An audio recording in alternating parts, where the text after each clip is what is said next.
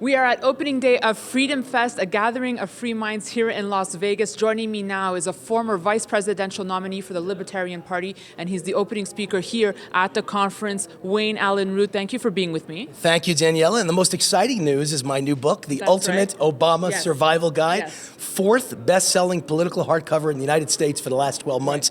Very excited about that. Right, and you're working on a new book, which we'll get to in a second. I am working on a new book and just about to close a deal for that as well. So let's talk politics now, Wayne. Yes. Are you optimistic right now for the U.S. economy? I'm not optimistic. I'm the exact opposite of optimistic. There's no possible way. Let's take the first 90 days of 2013.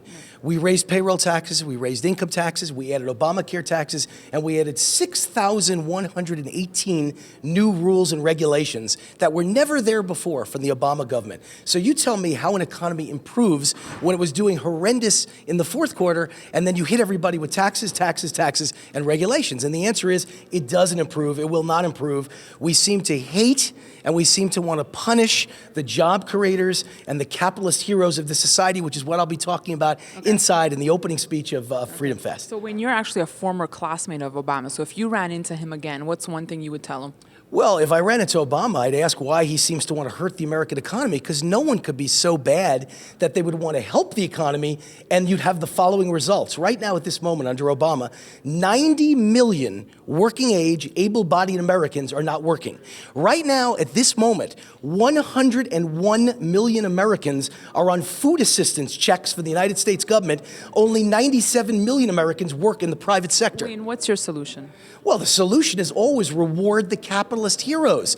Lower taxes, lower regulations, get rid of Obamacare. Obviously, we don't need national health care in the United States. A majority of Americans love the health care they've already got. They don't want it, so why would you change it? It's just more bureaucracy, more government. History proves it never works. Okay, so we're a gold site. Let's see how metals all ties into this. What are your thoughts on gold and silver these days? Well, metal is just a vote in non-confidence in the United States government and a vote in non-confidence against governments around the world.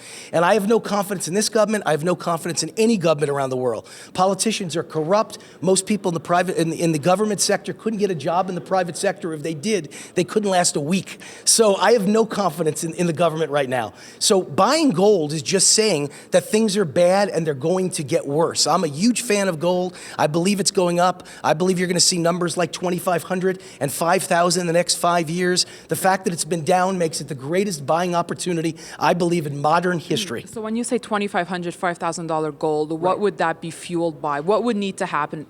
Well, it's fueled by economic crisis, it's fueled by wars, it's fueled mostly by debt and deficit. And there's nothing happening in the United States today that could lower the debt or the deficit. In my opinion, Obama's goal is to explode the debt and the deficit and to destroy jobs, destroy the economy, sow doubt on capitalism, and make everyone dependent on big government. So if that's the case, you want to own gold, because gold is the ultimate hedge against inflation and a hedge against more debt and more crisis, and that's what's coming, Daniela. Wayne, Ben Bernanke also spoke today. We all know what happens when he speaks and what that does to gold.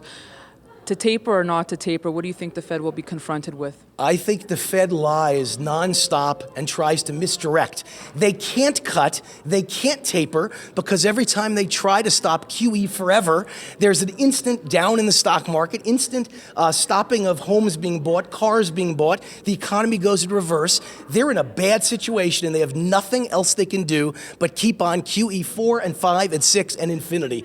Anytime they say they're going to taper, you can believe it's a lie. Wayne, you speak with the passion of a politician. I know you got to hit the stage. Before I let you go, let's talk about the new book you're working on. Well, the new book I'm working on is called The Murder of the Middle Class, and that's what's happening in this country. Is Obama the worst proponent of it? Yeah, he's killing the middle class. But Republicans aren't a lot better. At this point, it's big government or giant government. No one believes in limited government, and the worse the debt gets, the more money the Fed spends, the more money they print, the more debt that this country and interest that our middle class will owe. Everyone is in it together, contributing to destroy and wipe out small business and the middle class. I have no hope this is going to end good. This is going to end very bad, Daniela. All right, I'll let you get to your talk now. Wayne, thank you so much for being with me. The website, rootforamerica.com, and the book is The Ultimate Obama Survival Guide. Thank you, Wayne Allyn Root, and thank you for watching our coverage on Kitco.com. We'll have more for you throughout the next few days. In the meantime, you can email us at newsfeedback@kitco.com or follow this conversation on Twitter @Daniela Cambone. Thanks for watching.